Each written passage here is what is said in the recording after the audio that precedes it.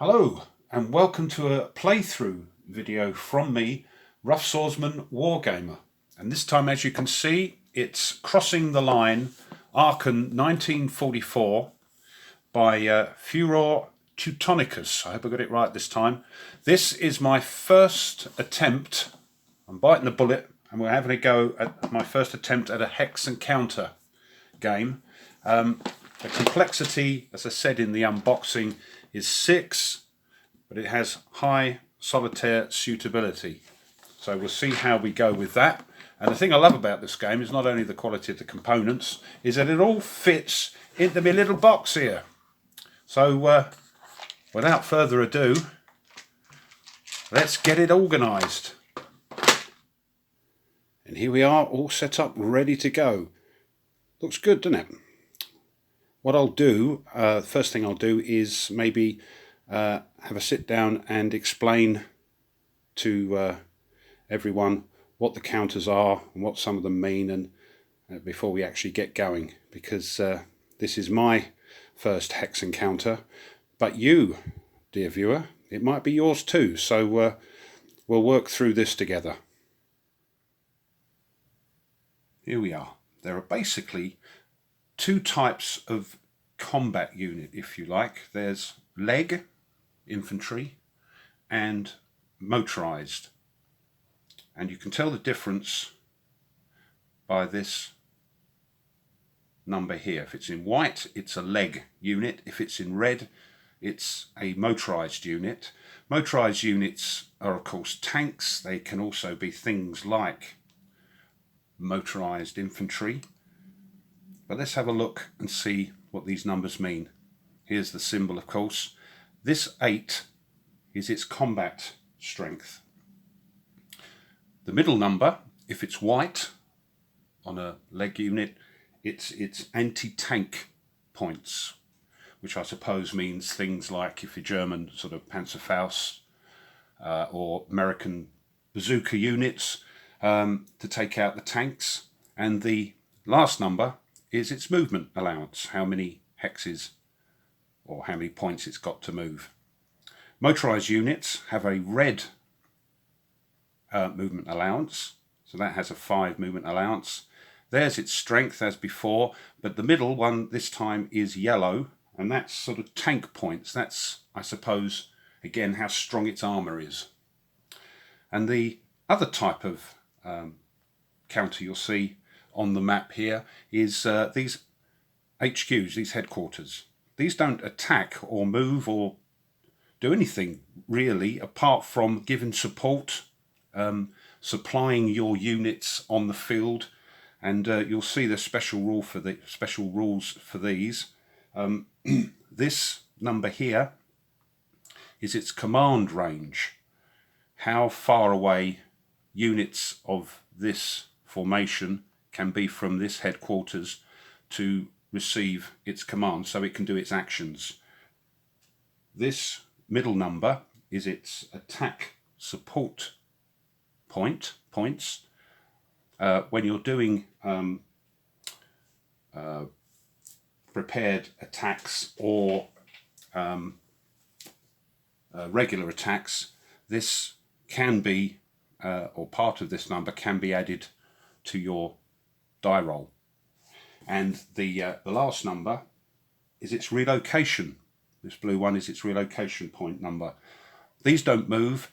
If it's getting dodgy from enemy forces and you need to get the headquarters out of the way, or indeed your units are too far away from the headquarters to receive their commands, you can relocate the headquarters to any friendly city or town by expending this amount of action points. So those are the three sort of main combat counters, if you like, in the game. Oh, just one more thing on these counters. You'll see, I don't know if we can see that, there's a little number here, right there, which on combat units is their effectiveness. I suppose that's like morale. And on the headquarters, there's a little number here, which is the reaction rating, but we'll see what those mean as and when we use them. On the edges of the left-hand side of the map are two of these, one for the German and over the other side one for the Americans. And on them you place what is known as formation activation markers, and we can see 4 of them here. This sort of keeps track of how many activations each formation has left. As you can see, this has 3, this has 4, 5, 6. On the counter you see a little number, and when you play the campaign this is where it starts. So this would actually start if you're playing the full campaign on number 7, but the scenario rules for scenario 2 tell you to place where to place them on the tracking part here, and it's the same for the Americans over the other side. And here is just your action point marker telling you how many action points you have for that current activation.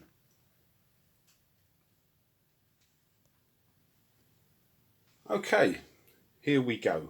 Now, turns in this game consists of 2 parts, an admin phase and an operations phase, except for the first turn where there is no admin phase, and you can see that here on the turn track. There's only the ops part. The other thing is, according to the scenario setup, the Americans have the first go.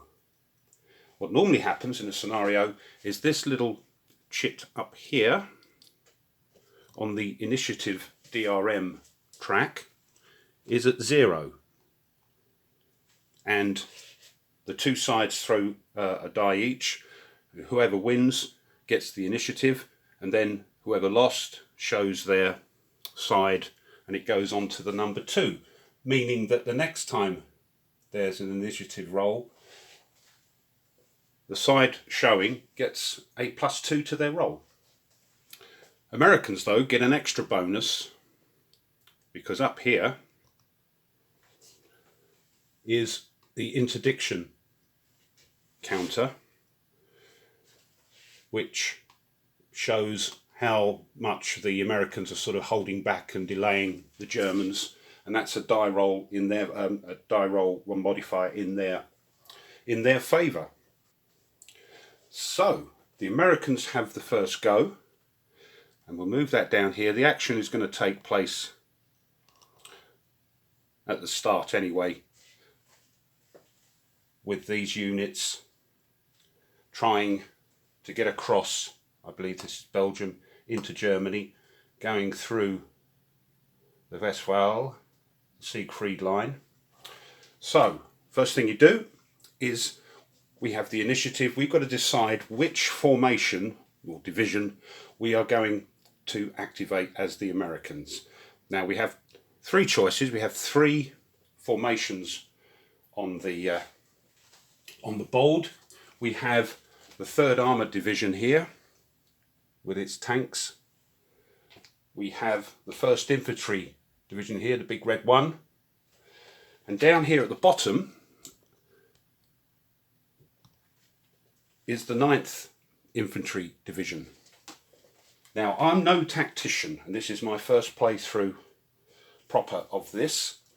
What I'm thinking is that I need to get as quick as possible over this Siegfried line. And if I can get my tanks trundling down here and across, we may have a chance to push forward, and then we can bring up the 1st Division, Infantry Division, up to face their infantry here. And the German infantry consists, or the German forces consist of 526 People's Grenadier Division. We've got a Panzer Division here. We've got another Panzer Division here. Oh, he says, here. We've got some independent units, which the scenario instructions tell you to place with the 526. So I think what we'll do then is we'll activate the the 3rd Armour Division, and what you do is you take the activation marker, and here it is,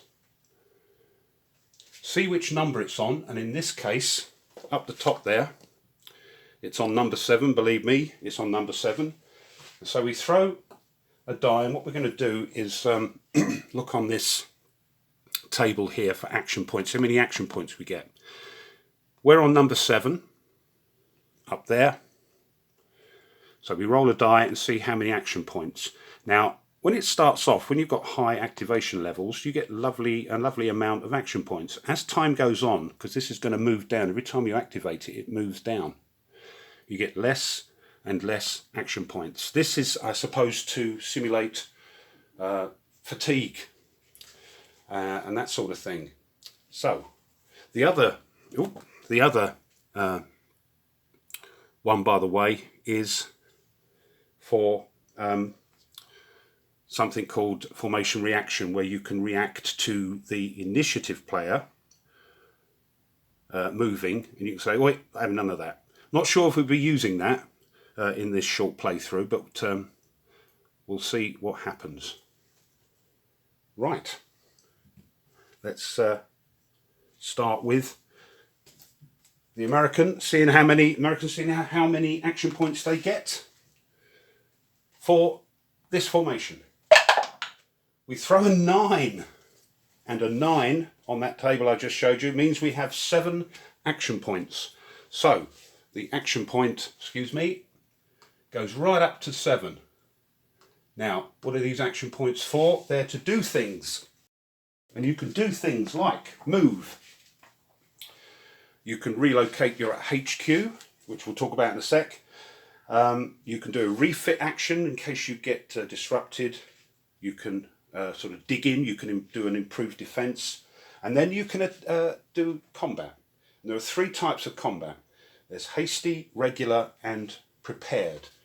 Hasty, by its name, is a hasty attack and it only costs 1 action. A regular attack costs 2, and a prepared costs 3. But of course, a prepared attack is much better than a hasty attack. So, what we need to do is keep an eye on our HQs, and our HQ for this formation is here. And they're always situated in a town or city, and you can see, hopefully, that, I hope you can, it's got a 15 in the corner there, and that means units of that formation can be 15 hexes away and still be in command.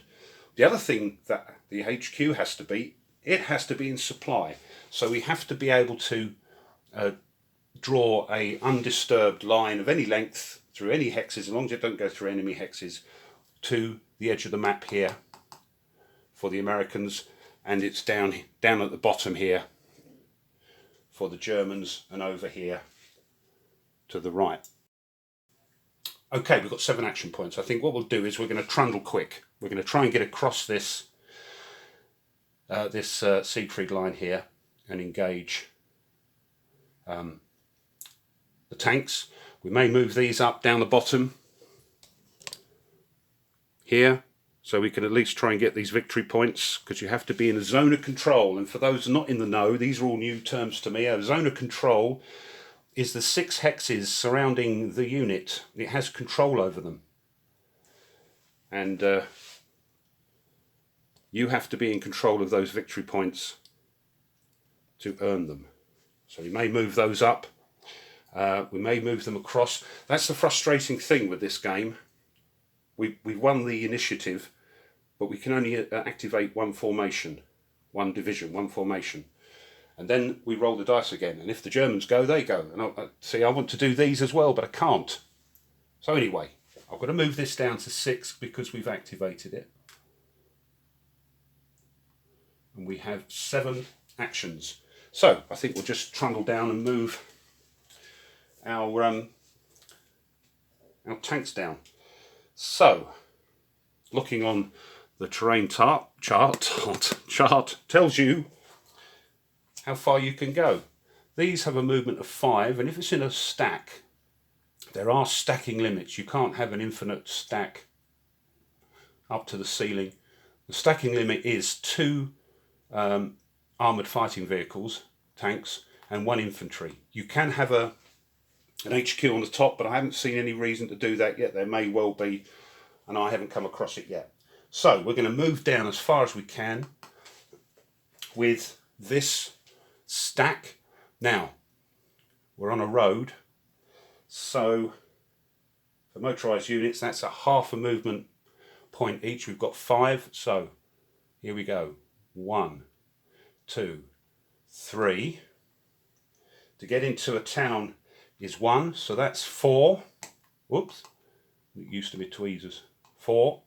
Now to get into that woods, that dense forest, costs 4 movement points, so I can't do it. So what I'm going to have to do, I'm going to move over here, 5. So that's 1 action point used. I think I'll do the same with this stack here.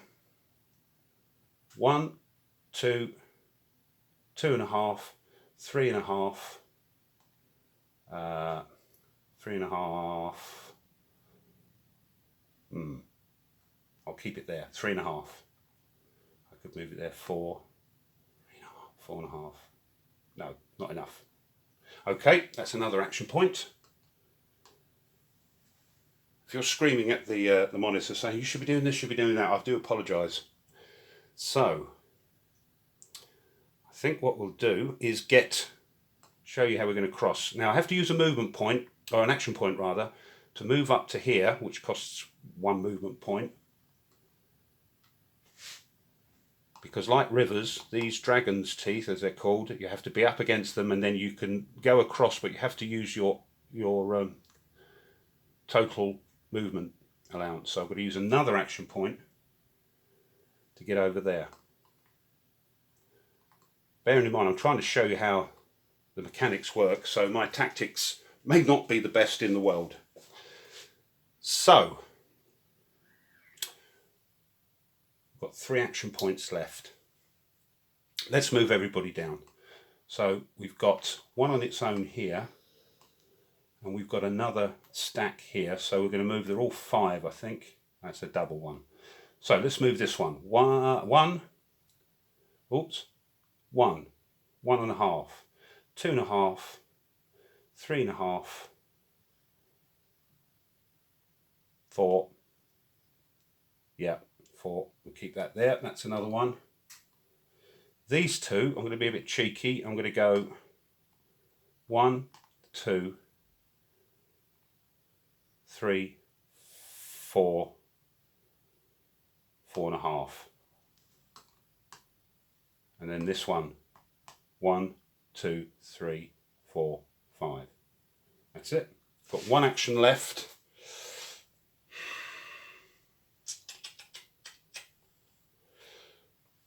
What should we do? I'm going to move them down here, ready for next turn, or ready for the next one. And that's it. That's our actions for that formation. We now have to roll to see who gets the initiative for the next sort of phase. And that's how it goes. But this time, the Germans, because of this here, get a +2 to their roll, but because of the interdiction of the Americans, they get a +1. So let's see what we get. Oh, the Americans get 10. 10 plus 1 is 11. 2 for the Germans plus 2 is 4. It's not enough, so the Americans have got the initiative again. But what happens this time is that this little counter stays on the German side but gets moved up to the +4. So there's even more. It's even more likely next turn that the Germans will win the roll. Okay, so what are we going to do this time? We're going to carry on with the tanks, get them all across, or are we going to move up? Oh, we've got another. Forgot about this. Got another. What do you call it? Engineers here. Should we get all those across and get them settled, and then maybe next time move these up? Yeah, let's do that. Let's activate the third armour again. So we're on 6 this time. So I'm going to throw the die and look on the 6th column of our formation activation level. How many action points we get? We throw a 3. Now a 3 on that column is only 3 action points, so not a good roll. But we have to move that down. When it gets to 0, we can't do any more. And it may be prudent to stop. Once you pass, once both players or both sides pass, they don't want to do any activations. That's the end of the turn. And you start a new turn, and the markers here are reactivated. They're pushed up depending on certain things. For the Germans, it's not so clever. They don't get so many formation activations back. So it's prudent for the Germans sometimes to finish their turn early, so when the new turn starts and their new activation levels are calculated, they get a higher activation level. So 3. Let's bring this down. Now, bearing in mind our HQ, which is here, that's 15. Let's just check. 1, 2, 4, 5, 6. He's okay. 7, 8. He's okay. 9, 10. Yeah, everybody's okay still. If these move forward a bit more, we may have to relocate this. But for now, we're moving this down. So 1, 2, 3, 3.5, 4.5. No, we can't go there. 4.5. There are penalties for finishing a move or an action overstacked. So that's one action. I am going to move that on to here. 1, 1.5, 2.5. And our last action, I'm going to move it across into Germany. I want that here because that's got a strength of 10. And that's it. Once the game gets going, the sort of turns sort of chug along. No combat yet. So once again, we throw for initiative. This time, though, the Germans get a +4. We still get the what we mustn't do that. It must be impartial. The Americans get a +1. Ah, oh, 0 law. Right, 8 and a 6. So the Americans get a 9 with their interdiction, but the Germans get 6 + 4, which is 10. So they've actually won the initiative. And what happens now is this little token is turned over, so the Americans now get the bonus next turn. Right, what are we going to do with the Germans?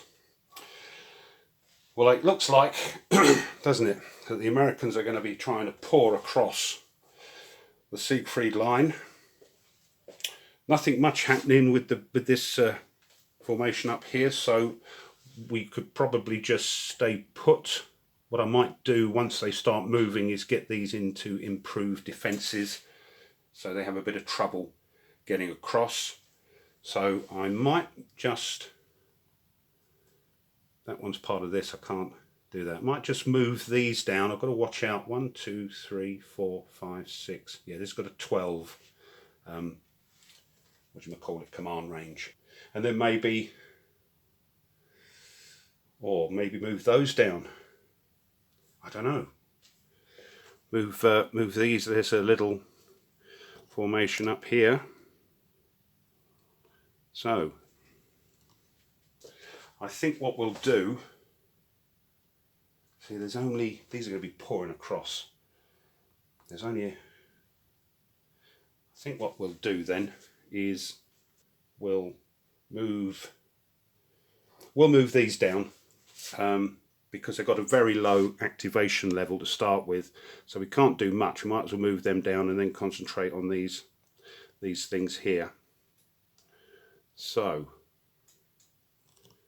let's activate. Oh, where's my tweezers? Let's activate this formation, which is the 116th Panzer Division. It's on number 3 at the moment, so we're going to throw a die and see what we get on the column 3. They throw a 2, which is only 2 action points.